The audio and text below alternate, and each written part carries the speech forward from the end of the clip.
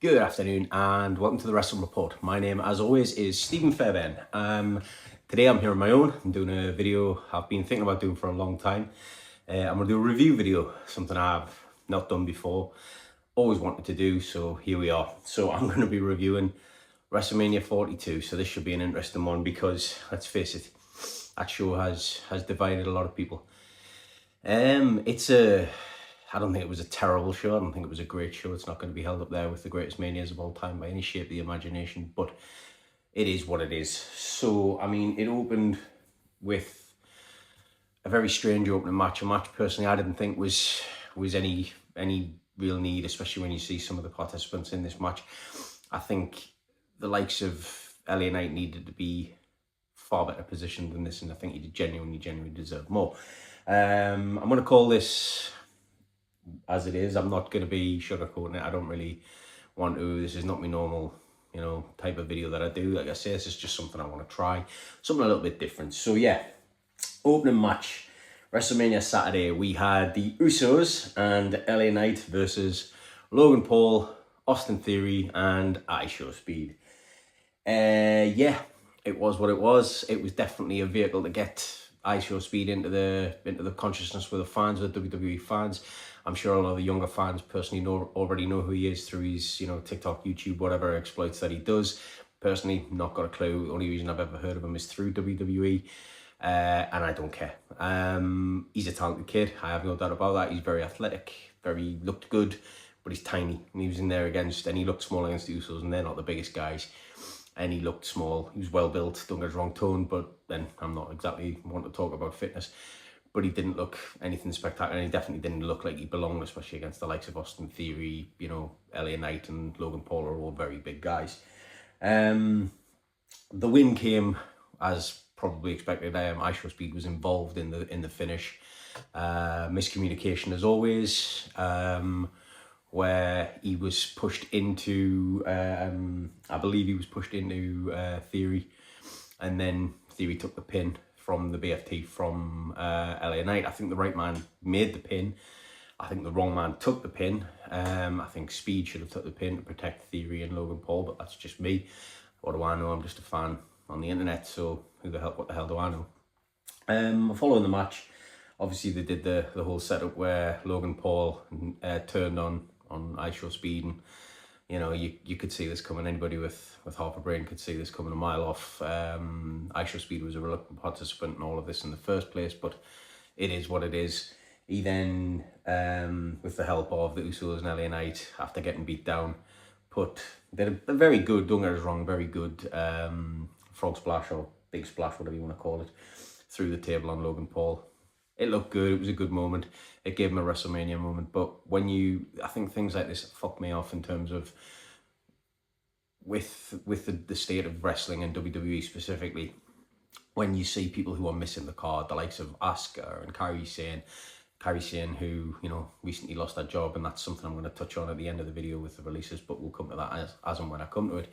People who are losing their jobs and not getting these Mania pay-per-views and things like that, and just to shoehorn in celebrities who perhaps don't need to be there in a match that personally I don't think needed to happen in the first place, because I genuinely believe these men, or some of these men, deserve a lot better. LA Knight specifically, because I think LA Knight is a superstar, and the fact he hasn't had a run with the world title yet is fucking mental. But never mind, that's just on me. Again, I'm one man's opinion, so please don't take this as gospel. Feel free to argue with me online. It'd be nice to have the interaction, to be honest. But yeah, I thought the match was shit, to be honest. I genuinely did. It was short. It ran for 7 minutes, 10 seconds. Short opener. More ads before it and after it. That probably ran longer. Entrances probably took longer. I didn't time all that. I'm not really interested. It's not what I'm here for. The after-match angle probably took as long as the match. Again, I didn't time it, but it seemed to drag on forever, and it felt like a fucking eternity, if I'm being honest. So yeah, I'm not really I wasn't really into that. I thought it was a bit meh and an average way to start the biggest pay-per-view of the year. So if I had to give it a rating, I'd give it 2 stars. It was what it was. Anybody who watched it knows exactly what I'm talking about. Following on that, they actually moved on to a match that I was really looking forward to. which was Jacob Fatu versus Drew McIntyre. That's been a bit of a build for a while.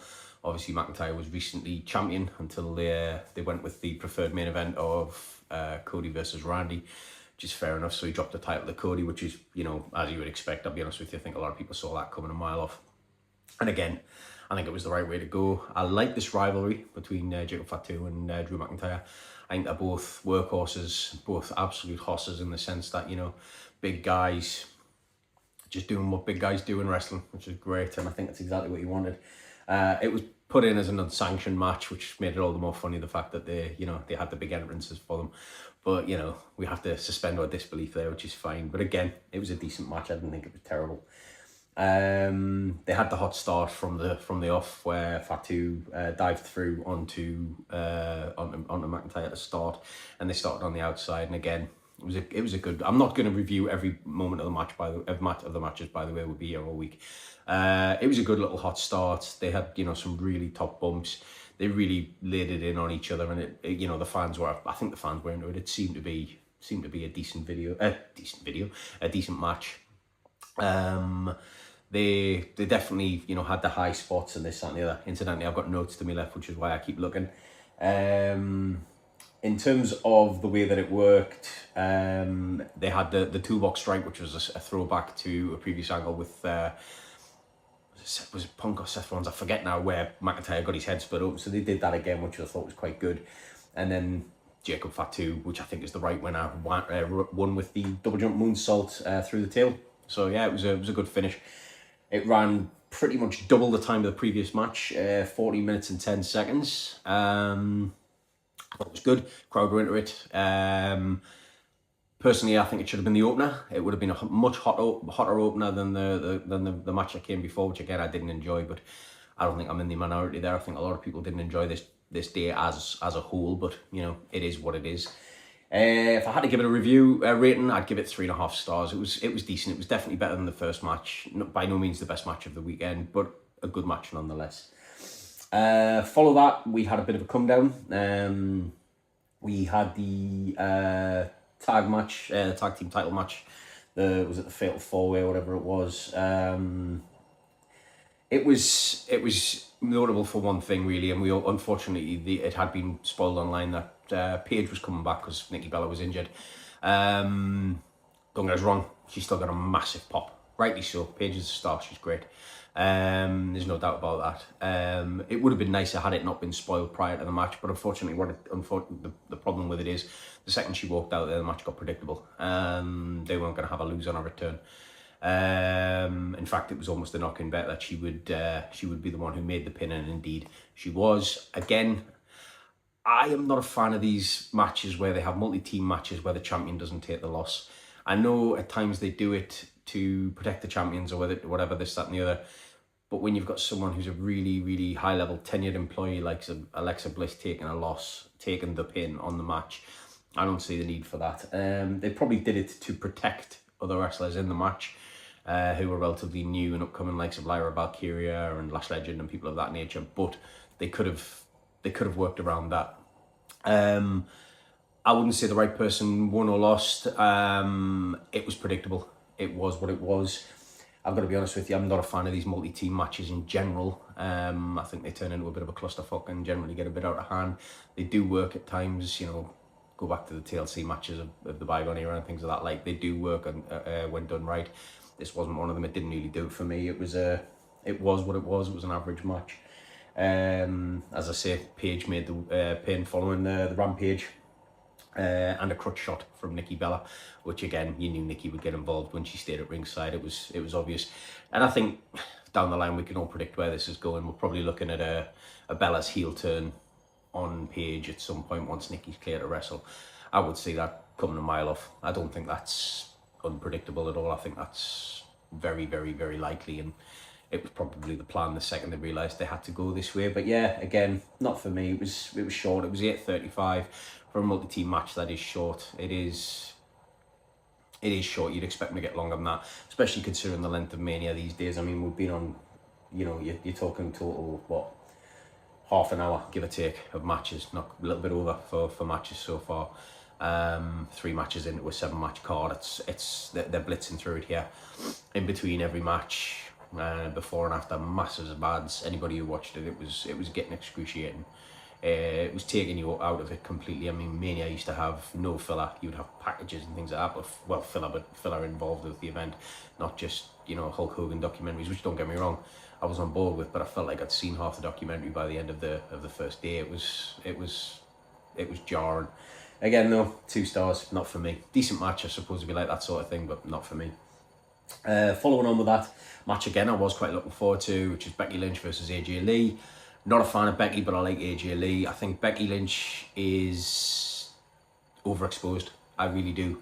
I think the fans are sick of her. She has X-Pac heat these days. Now, anybody who knows anything about wrestling will know what that means. I think nowadays she doesn't just get booed, they want her to go away, which is a shame, because Becky used to be arguably the most over wrestler in the company, and that's not just female, I mean wrestler in total, men and women. She was over. When she launched the man gimmick, she was absolutely red hot, untouchable, best in the company. I wouldn't say she was always the best worker, and I'm sure she would admit that, but what do I know? Like I say, I'm just a fan who's never done it, but I've watched a lot, so maybe I get an opinion on that basis. But nowadays, she just, a character comes across to me as very one-dimensional. Again, I felt this match was very, very predictable. I think AJ Lee, obviously at this point in her career, I don't think she's full-time. She might have signed a full-time deal in the sense that, but I'm guessing it's probably limited dates. I've not read up on it. If it's been disclosed, please let me know in the comments. I don't know. But again, it went as expected. You know, there was, you know, various near falls, submission attempts, this, that and the other. Bit clunky in the start. I think a lot of these matches at times are a bit clunky. I don't know if they get overawed by the occasion, as it were, but it was what it was. It was all right. Again, 8 minutes and 15 seconds. Again, another really short match. I don't know why they weren't giving them a huge amount of time. Huge amount of ads is probably the reason. They've sold ad space like crazy for this, I'm guessing. But less than 9 minutes for a title match when it's the 4th match on the card is strange. Truthfully, I didn't like it. As it was, I was really looking forward to it, as I say, but 1 star, just wasn't for me. Didn't do it for me. This whole day so far has been a big letdown, and Mania is my 2nd favourite event of the year, following the Royal Rumble, and truthfully, it's not living up to hype at the moment. Next match was Gunther versus Seth Rollins. I didn't understand the need for this match. I understand that obviously Braun Breaker wasn't cleared in time to take part in the match, because obviously the match itself should have been Seth versus Braun, following Seth's exclusion from the Vision. Yeah, Gunther's whole thing at the minute is he can beat everybody and anybody, and he can do it handily. And I have no problem with that. I like Gunther, I like his character. I think his work is classic foreign heel. It's great. I love it. Anybody who, you know, throwbacks to the old, you know, the WWF back in the 80s with the Foreign Menace, back in the 80s and early 90s, the AWA back in the day, the NWA back in the day. The Foreign Menace has always been a thing. WCW, always been a thing. If it's done well, it works fantastically. And Gunther's you know, the classic Foreign Menace. He's great. Plus, he can really work. He's absolutely fucking phenomenal. He really is. Anyway, I'm gushing a bit, but I like Gunther. But I'm a big Seth Rollins fan as well. Anybody who knows me, I'm a big Seth Rollins fan. He's great. I think Seth Rollins is one of the most gifted workers I've ever seen. He really is. He's talented in a way I can't even describe. I wish I had a tenth of that man's talent. I really do. He's unreal. That being said, the finish was expected because Braun Breaker obviously came down. Referee managed to miss, you know, the giant orange man running around the ring, spearing Seth Rollins. And then obviously Seth was choked out for a technical submission following the sleeper hold from Gunther. Yeah. And then another big spear from Braun Breaker. Now, the problem with that, the thing with it, I didn't really notice in the original watch of the show. On the first spear, he whiffed it, and on the second one, he whiffed it even more. I mean, that run down the entranceway was fantastic, but he did whiff both spears. Now, it doesn't matter. It's still, you know, a hell of an impactful moment. Looked good at the time when I watched it back, not so much, but it was still one of the better matches on the card so far. I think, to be fair, following the only other match that would come close to it so far was Jacob versus Drew, and I think this match is 17:55 minutes. It was the longest match of the card so far. rightly so. But again, 3 stars. It was all right. I think the card as a whole so far has been very, very disappointing. Leading on to that, this match was baffling. Match number 6, which was Liv Morgan versus Stephanie Vaquer for the women's world title. Absolutely baffling booking this. Obviously, I don't know if it was something to do with Liv's limitations following the head injury that she had. You know, anybody who saw it with Roxanne Perez, where they butted heads, it was crazy. Liv was still sporting quite the welt on her eye, black eye and a welt on her head.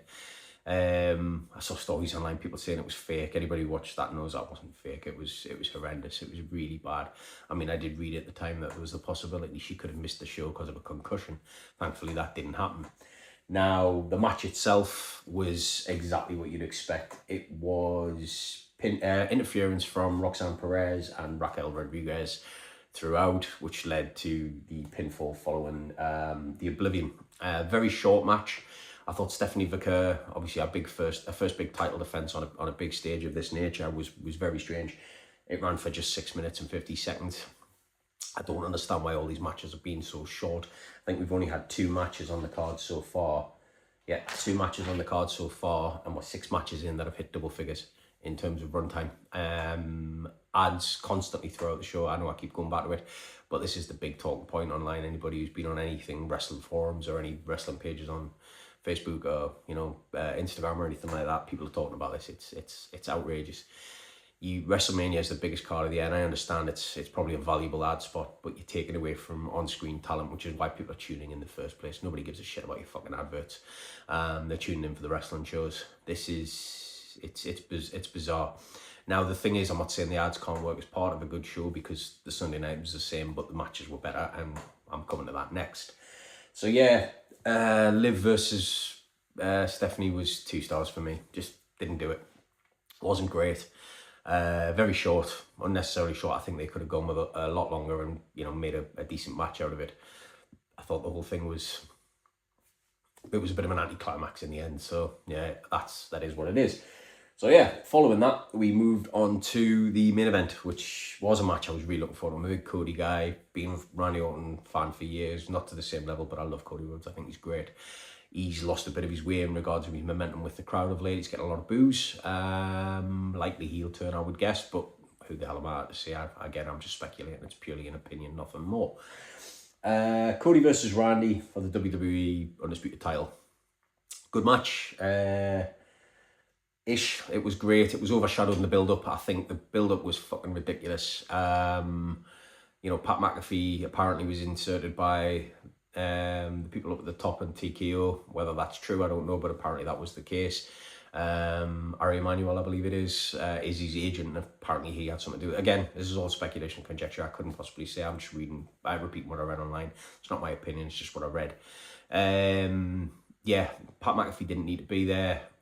He was taken out pretty quickly, and then went away, and then obviously came back dressed as a fucking referee, bit of interference, and then inexplicably Randy Orton turned on Pat, RKO'd him, put him out of the match, which led to the distraction following that, and Cody hit the crossroads for the win. Now, the match itself was fine. It wasn't great. The interference and the whole Pat McAfee thing was fucking pointless, especially when you hear allegedly, again I have to say allegedly, that apparently the original plan was to go with Aleister Black as the person getting in Cody's ear, like a sort of devil's advocate, as it were, and the devil on his shoulder. Now, that is even more frustrating when you think that Aleister Black didn't even make Mania and has now lost his job less than a year by one day following his return to the company. That angle would have been massive if it had Aleister Black part of that. I genuinely think that would have been a fantastic build-up. He was doing the whole devil's advocate thing with Zelina Vega, where they were playing, trying to turn people to the dark side and this, that, and the other, or lingering. He was constantly seen in backstage skits in the background. Whether it was just coincidence or not, I don't know, but he was there a lot. Both him and his wife have now lost their jobs for what? More celebrity fucking involvement where it didn't need to be. And again, other people who've lost their jobs following what should have been a decent Mania pay-per-view appearance and payday. It is what it is. But I mean, anyway, I I digress. So in terms of the actual match itself, it was what it was. You had Cody standing tall in the ring with a belt at the end. Randy snatches the belt, hits Cody in the face, knocks him down. And for the first time in years, we get the Randy Orton punt kick, which anybody who's watched it since realised it went fucking spectacularly wrong. And he kicked Cody right in the face. Now, initial reports were that he'd fractured all the bones and all sorts of damage to his face. As it turns out, he hadn't, but he did have, colour previously in the match. He had getting cut. I don't know what was on the back of his head, but apparently he needed like staples in that. He needed stitches in his face. He's still sporting one of the worst black eyes I've seen in a long, long time. So I wouldn't be surprised if you never see the punt again, let's put it that way. But who am I to say? They probably look at it and use it as good publicity for, or at least, a good way to sell Randy Orton as an absolute killer, as an absolute monster. Yeah, as main events go, Cody's been sold a bit of a short straw in main events of recent times, because last year against John Cena was fucking awful. This year was just okay. It was fine. The Pat McAfee stuff didn't need to be a part of this match. This match had build-up built in just natural history, in the sense that these guys have known each other for fucking years, you know what I mean? And it just told the story itself. It worked. The fans would have been far more invested. But it is what it is. It happened. It'll go down in history as in the books, as it were. But nah, it wasn't for me. Again, it ran 22 minutes and 45 seconds, so the longest match of the night.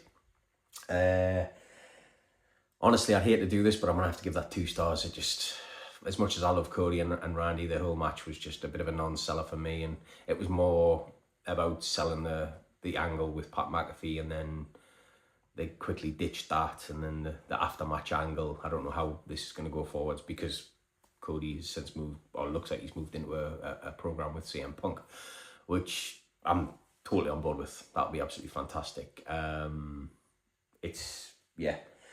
So yeah, I mean, in terms of the overall for Mania night 1 on the Saturday, I'd give it 2 stars. It wasn't good. It's not unwatchable, but it's one of the few Manias I can genuinely say I will not go back and watch again. I don't see any repeat watch value in that. And anybody who knows me knows I like to go back and watch wrestling over and over and over again. Matches I've enjoyed. I've watched matches likes of Shawn Michaels and The Undertaker from Mania 25. I've lost count of the amount of times I've watched that match. I will not go back and watch this.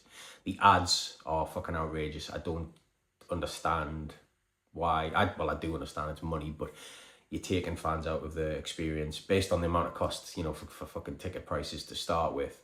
And then they're running ads constantly. Everything's an advertisement now. I mean, the tables they put people through have got fucking Slim Jim stickers on them, for God's sake. It's just jarring. I don't know, it's gone very corporate. Vince, I read a thing once, and whether this is true or not, I don't know, but Vince McMahon used to say that the canvas was sacred. He didn't have advertisements on the canvas. I mean, he didn't even have his own company's logo on it for the most part. Nowadays, it's just a big billboard. Yeah, a very corporate event, very non-fan friendly in the sense of the show itself. I mean, Christ almighty, the amount of wrestling that was actually on, probably an hour and a half total. In a 3 and a bit hour broadcast, it was fucking ridiculous. So yeah, that's Saturday WrestleMania 42. Sunday Mania 42, which was April the 19th. On the other hand, I was very excited for night 2 because it had some big matches and opened massive, which is exactly what you wanted. It opened with Obafemi versus Brock Lesnar, which the perfect way to open the day. It's, if WrestleMania 42 Saturday hadn't happened, I genuinely think they'd be talking about Mania 42 if it was just the Sunday as one of the better events following these matches, which we'll cover in a moment. But as it is, I've got to take the whole thing into account. But yeah, Obafemi versus Brock Lesnar, who, as always, came to the ring with Paul Heyman. Absolute star, Obafemi. The crowd were hugely behind him. Massive pop. Doing the strut, the walk thing that he does as he walks to the ring. His music, it was perfect. He is going to be a star. He's 20, I'm sure I read something, he's 27, 28 years old. That guy's going to be a star. He'll be a world champion. Personally, I'd have him as world champion within a year. He's unreal. He's absolutely unreal. Keep him going, keep him hot. Never have him lose. He's a monster. He's absolutely great. He looks $1 million and he can work as well. So, he's great. So yeah, Brock, again, huge pop. He's Brock Lesnar. He's not going to get a quiet pop. I like that when Brock was hitting him with clotheslines. He was no-selling Brock's offense. He looked huge. Don't get us wrong, Brock had his moments, but Oba, for the most part, was on top. There was very little. It wasn't quite a squash, but it wasn't a competitive match in that sense. Brock hit him with the F5. Oba struggled back to his feet very quickly, which nobody's ever done. You know, you lie flat when you've taken the F5. You're on your back. You're out. Generally, it's the end of the match. Not always, but generally. Oba got back to his feet, which was absolutely fantastic. Hits Brock with a choke slam, I believe, and then the fall from grace powerbomb for the win. Absolutely fantastic.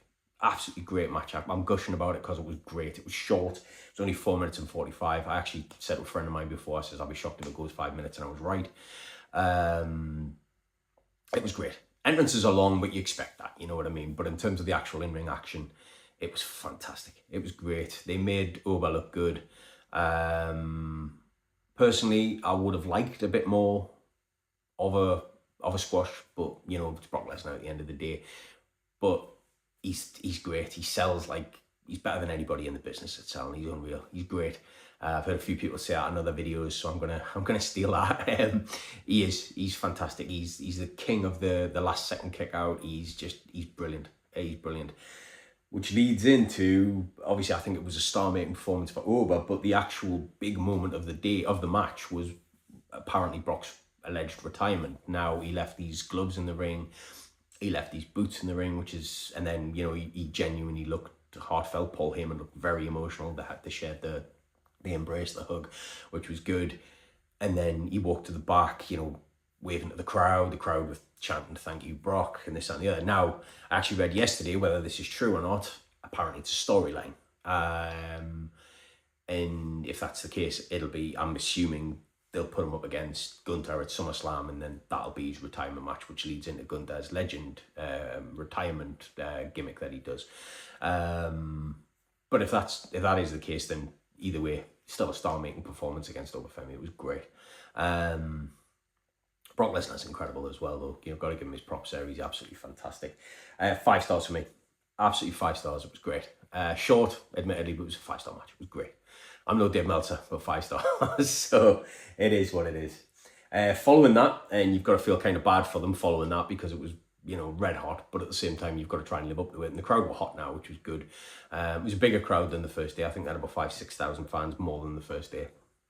But the next match was the Intercontinental 6-pack ladder match challenge with it was Penta, who was the champion, Javon Evans, Dragon Lee, JD McDonough, Rusev, and Rey Mysterio. Rey Mysterio came out dressed like Deadpool. It was great. Absolutely fantastic. I loved it. All right match for me. There was a few big high spots, you know, there was classic ladder spots and this, that, and the other. They built the ladder bridge where, you know, Penta hit JD McDonough with a Mexican Destroyer onto the ladder bridge, which was good. Javon Evans took a Destroyer as well, which again is good. I think that move, whether they call it the Mexican Destroyer or the Canadian Destroyer, has got to be one of the most overused moves in the world. You know, when Petey Williams used it back in the day as part of Team Canada and TNA, it was a Destroyer. It was literally a Destroyer in name and execution. Once you got hit with that, you were finished. Now it's a transitional move, and they do it because it looks good. It's exciting, gets a big pop. Personally, it's a move I can't stand. I think it's heavily overused. If it was used in the right environment, it would be like a super kick or a DDT. You know what I mean? They used to be finishers. The Canadian Destroyer is a finisher. It's not a transitional move. These moves get used now to get them into bigger spots, and I fucking hate it. There's no reason for it. But it is what it is, and it led to the finish. Penta climbed the ladder, retrieved the belt, and retained. Truthfully, I was surprised. Not often that you see, or not always rather, you see the champion retain in these environments. I had personally picked Javon Evans. Give him a bit of a rub. He's a young lad. He's good talent. Not quite ready yet, as it seems. I mean, he's only young. I don't know exact age, but I wouldn't be surprised if he's around 23, 24 years old. So, yeah, Penta. I love Penta. I can't argue with the finish. It was fine. Ran 15 minutes and 10 seconds, which again, short for a ladder match these days, you know what I mean? Or in the history of ladder matches in general, it's quite short, but it is what it is. It was okay. 2 stars. So yeah, following that we had a match I was not looking forward to at all. I had no investment in anybody involved in this match, which was Trick Williams with Lil Yachty. Now, I have no idea who Lil Yachty is. I'm old. I have no clue. I'm assuming he's a rapper. Anybody in the comments wants to educate me or this old man, then by all means, please do so, because I haven't got a fucking clue who he is. Against Sami Zayn, who is quickly becoming the most irritating man in wrestling. I'm not a fan. He's got heat in a way, not quite go away heat yet, but by God, nobody wants to see him anymore. And he went from the plucky underdog to this because he never stopped playing the plucky underdog. And there's only so long you can play that character before you start to think, well, maybe it's you, you know. To be honest with you, I wrote very little for this. I don't really care. Trick shot for the win after he missed the haluva kick. Yeah, crowd booed Sammy as expected. Fans were on board with Trick Williams. Entrance was good with that mega long coat. That was quite cool. Other than that, I wasn't bothered. 1 star, 7 minutes, 10 seconds. Wasn't bothered. It is what it is. Trick Williams is the champion. That rivalry ain't going away because it carried on again, I think, on SmackDown on Friday night. So it is what it is. Yeah, I'm not bothered. It was not for me. Following on for that was a match I was looking forward to most of the whole weekend. Anybody who knows me knows I am a huge Finn Balor fan, specifically the Demon character. I think it's fantastic. I'm glad it doesn't get used as much as it used to, but it would be nice if it got used more than it currently is, which is, once in the last couple of years, I think. However, well worth the wait. It was great. Finn Balor versus Dominic Mysterio in a street fight. I'm a fan of both guys. I think Dominic Mysterio is great. I think he's one of the best heels in the business at the minute. Probably only second to Gunther and, well, maybe MJF, but in terms of WWE, second only to Gunther. Yeah, it was great. It was everything I'd hoped. The entrance was fantastic. The streamer's got a bit caught up. We had, anybody who watched it saw a big, Mohican of spikes on his head. And the streamer's got all caught up in it, but it was great. And the bit with the heart and everything at the beginning. The entrance was fucking fantastic. Yeah, I was there for the entrance more than the match. They had a few moments. Obviously, it was the 619 with the chair against the ropes, which I thought was quite good. The fans were well into it. They've got great chemistry together. I wouldn't be surprised if they've rehearsed this match 100 times. It was fucking great. And the finish was excellent as well. The coup de grace through the table. Yeah, it was awesome. Absolutely awesome. 4 stars. It was great. It was short. It was only 10 minutes, 30 seconds. I'd hope to get more out of it, but at the same time, it's a street fight. It is what it is. But yeah, I loved it. 4 stars. One of the matches of the weekend for me so far. It was great. Following on from that, we had Rhea Ripley versus Jade Cargill for the WWE Women's Champion. I think this has got to be one of the, if not the most predictable match of the weekend. Everybody knew Rhea Ripley was winning this. They're not going to put Jade Cargill over Rhea Ripley, especially not at WrestleMania. Rhea Ripley is the biggest women's wrestling star they have, arguably in the whole of the business, not just in WWE. She's a superstar. She looks like a superstar. She carries herself like a star. She can work. She's great. She's not everybody's cup of tea, which I understand. And personally, I think she needs a new finisher because the pump handle slam just doesn't do it for me. But that's just me. I think because the pump handle slam's never been a big move, as it were. I mean, Road Dogg used it back in the day, and anybody who knows exactly what that was it was what it was. But yeah, I mean, the Riptide, as she calls it, it is what it is, but it's a pump handle slam, nothing more. I think she could do with a more impactful finisher, but I think she's the kind of woman who could be hitting a powerbomb, sit-down powerbomb, or a pop-up powerbomb or something like that, like Kevin Owens does. But yeah, it was obviously the standard interference from B-Fab and Michin, which happened throughout the match. Again, when you've got a faction like that where she's got, the minions, as it were, you expect it. Io Sky came out to help Rhea Ripley, and she did the SI moonsault, which I thought was really cool, onto both B-Fab and Michin. It was really cool. Following obviously that, Rhea hit the Riptide for the win. It was predictable. I'm not a fan of Jade Cargill. I never have. I didn't like her when she was in AEW. I don't like her now. The character just doesn't hit for me. I don't think she's particularly good. But then again, what do I know? Again, I'm just a voice on the internet, just a nameless nobody who doesn't really know what he's talking about, but likes to think he does. Yeah, doesn't hit for me. She looks $1 million, don't get us wrong, but just not for me. 2 stars, ran 10 minutes, 10 seconds. Following that, John Cena came out, thanked the crowd, said that he was concluding his duties as host.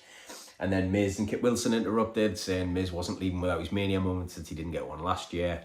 And then Danhausen's music hit, and he came out in that little Danhausen car thing, the Danhausen mobile or whatever it's called, which is shaped like a coffin, which is awesome, with a load of mini Danhausens, which it was awesome as well.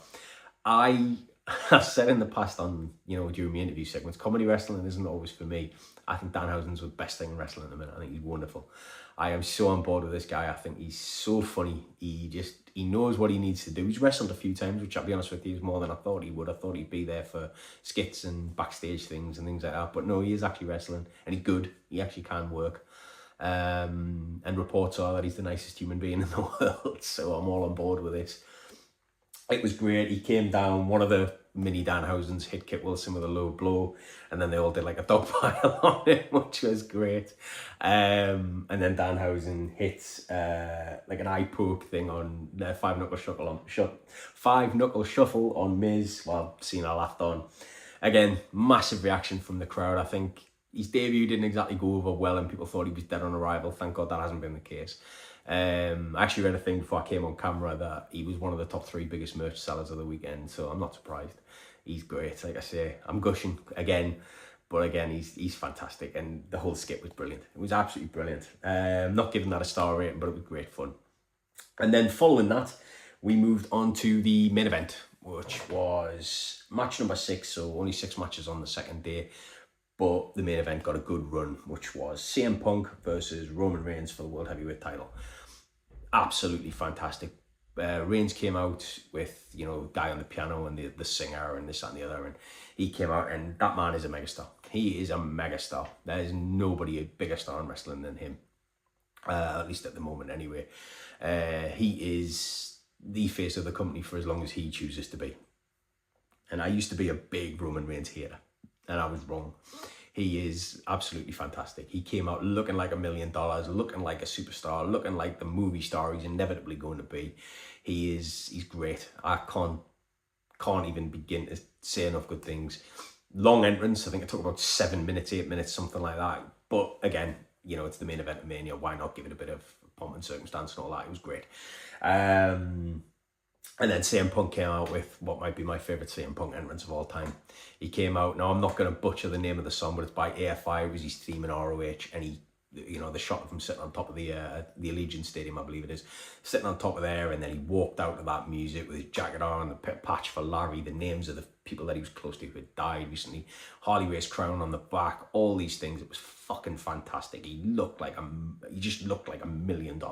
I'm a huge CM Punk guy, and he walked out to that music, or walked to the back, from the back to that music, and I'm not gonna lie, it was like goosebumps. I've followed Punk's career for years and years and years, and the stuff he did in ROH, and this music, I'd love it if he used it again, but he's not going to. He's cult of personality is his calling card these days.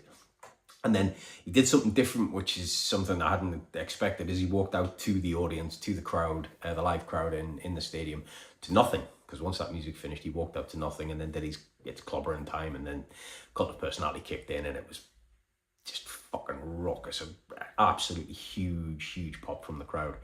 Just amazing. Absolutely amazing. I loved it. Absolutely loved it. Loved the entrances. Hot start. They ended up brawling at ringside from the off. Punk ended up bleeding at some point through the match. I think it was following a double stare strike from Roman.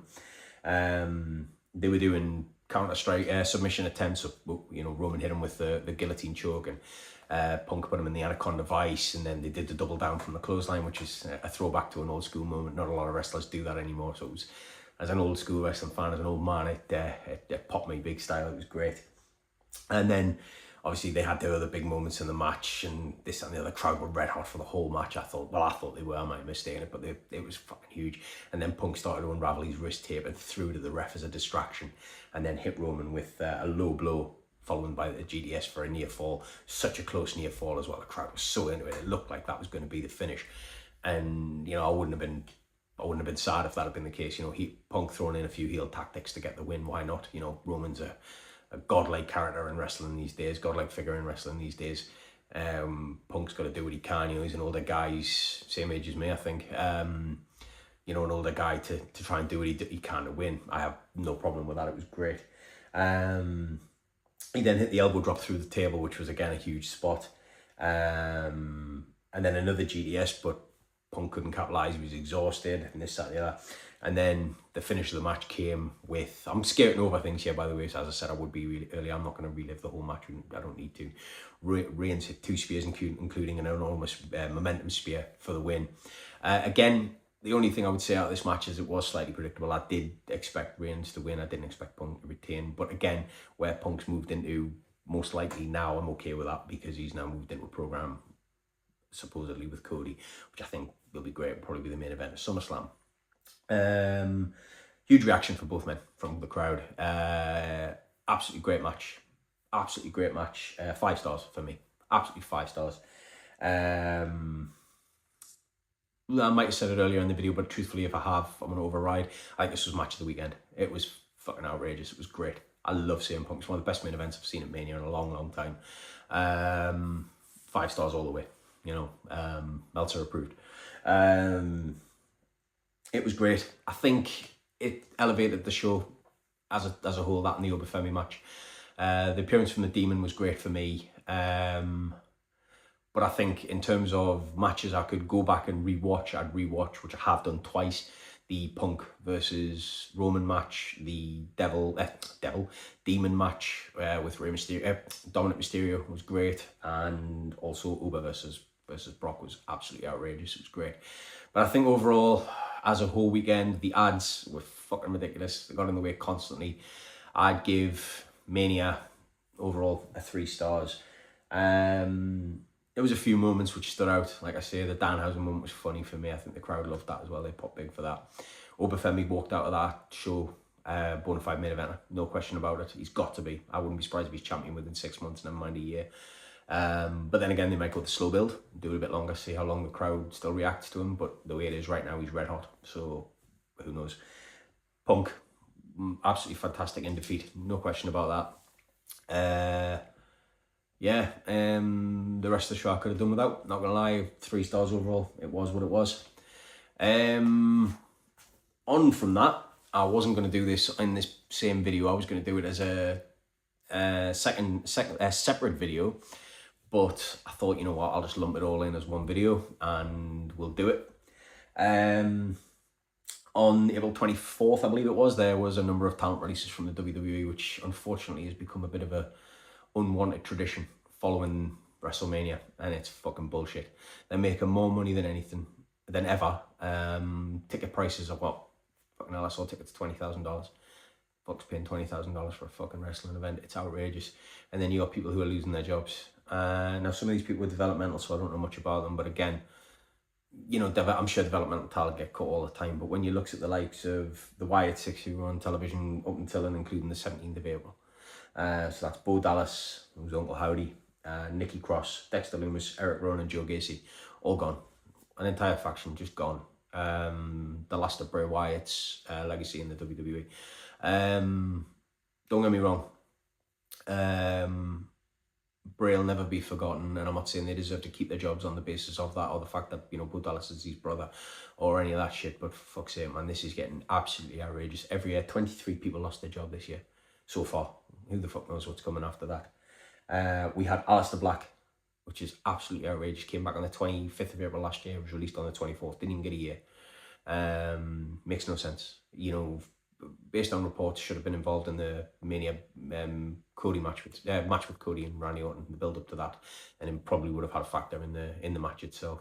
Didn't even make the card, as it turned out. It was in the fucking Andre the Giant Battle Royal on SmackDown the previous Friday. Ridiculous. Zelina Vega, his wife, been back since 2021, gone again. Didn't really do much with her in the last 6-7 months or whatever it's been since she's been paired with Aleister Black. But she was a Queen of the Ring winner. She was a US champion. She was a hell of a wrestler. She wasn't very big.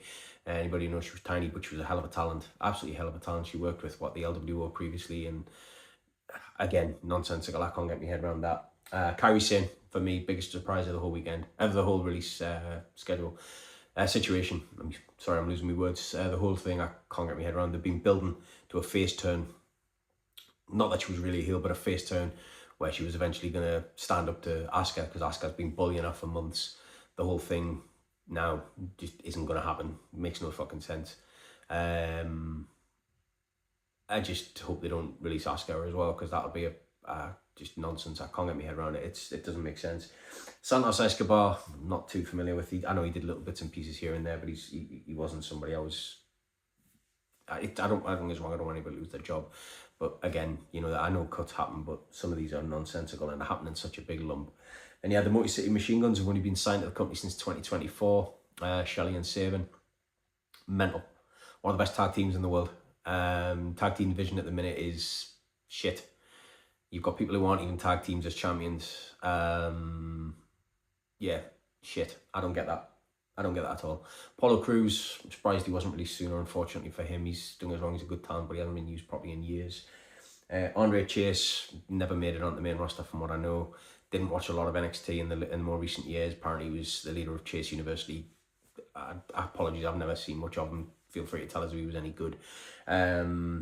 Then we had Zoe Stark, who blew just about every part of her knee you could blow, I think, a year ago. It's been out, has recently been cleared, and since she's cleared, she's gone. It's a shame she never got to come back, because she was a decent worker. I like Zoe Stark.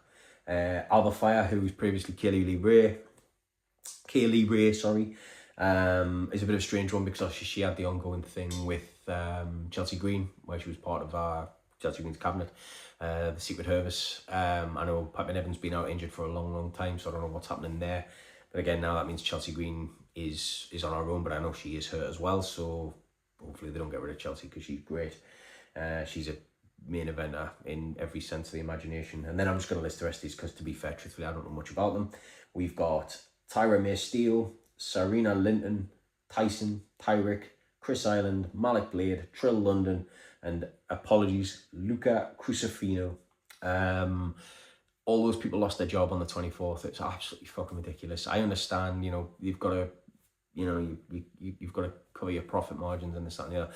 There isn't a second that WWE's existence they're not making money. It just isn't happening.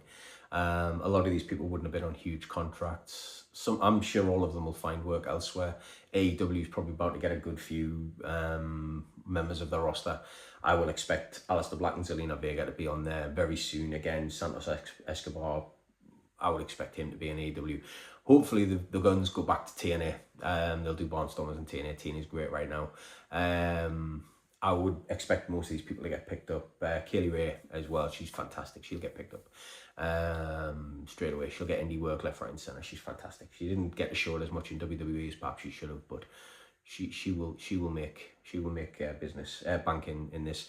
But I know, speaking of people, friends I've got in the wrestling business following this, we all dread this period of time, because you know it's coming. You don't want to. You hope it doesn't happen, but it's happened. It's become almost a fucking tradition for the last 20 years, and it's just. I don't get it. I think the state of WWE at the minute as well, they need to keep people around, not let them go. Their product at the minute is not setting the world on fire. AEW, on the other hand, and I can't believe I'm saying this, has actually been quite good of late.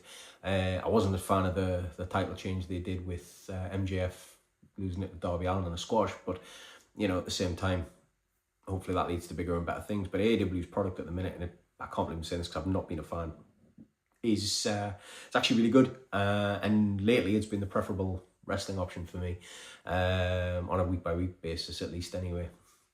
But yeah, I mean, if I was in charge of WWE, which I know I'm not and I never will be, I think this is a tradition that needs to end. You've got people on your roster who will make you money, will put bums in seats. The Wyatt Six, yeah, their program with the MFTs was a bit long-standing, shall we say, had dragged on a little longer than people had hoped, but at the same time, it was still an ongoing feud. I think it wrapped up, actually, sorry. But at the same time, there was other people that they could have feuded with. Bo Dallas, undoubted charisma and talent in that role of Uncle Howdy. And they just released the whole lot. I mean, apparently, I did read Nikki Cross hasn't wrestled a match in WWE, or televised match rather, in WWE since 2024, which is fucking insane, because Nikki Cross is one of the best women wrestlers in the world. One of the best wrestlers in the world, sorry, let me rephrase that. That superhero gimmick she didn't help her career, but I know that was her idea, and I'm sure she'll admit it didn't perhaps go as well as she planned. But this was a bit of a resurgence for her with this, and it's just, when people lose their jobs, it's never a thing that you want to see, and I think the whole thing's ridiculous. I think I will expect some of these people to be back in WWE at some point down the road, but as it is right now, unfortunately, 23 people have lost their job, and I just think WWE or the people in charge need to step back and perhaps take a look at themselves and look at what the fans want, more importantly, because a lot of the fans will be devastated that a lot of these people have been released because they've invested in them, they've spent money on their merch, they're turning up to shows to perhaps see Aleister Black or to see, Kairi Sane or the Motor City Machine Guns, and they're turning up to see these people because they know they're on the card. Yeah, there are other people on the card they want to see as well, but at the same time, they're turning up to see these wrestlers, and then all of a sudden say, oh, by the way, the people you're like, yeah, well, fuck you, they're not here anymore. And it's, I don't know, to me, it's baffling. It really is. And it's a time in wrestling every year that everybody expects and dreads, but we all hope doesn't happen. And unfortunately, here we are, April 24th, 2026. Yet again, more WWE releases, and the worst part is I'm sure it's not going to be the fucking last.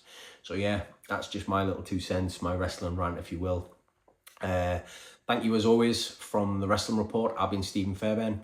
I know this was a bit of a long rambling video of just me talking into the camera, but thank you for joining me. Thanks for tuning in. Like, share, subscribe. I'm on YouTube, I'm on Instagram, I am on TikTok, and I am on Facebook. Like, share, subscribe, Wrestle Report 19. But yeah, once again, cheers. I've been Stephen Fairbairn.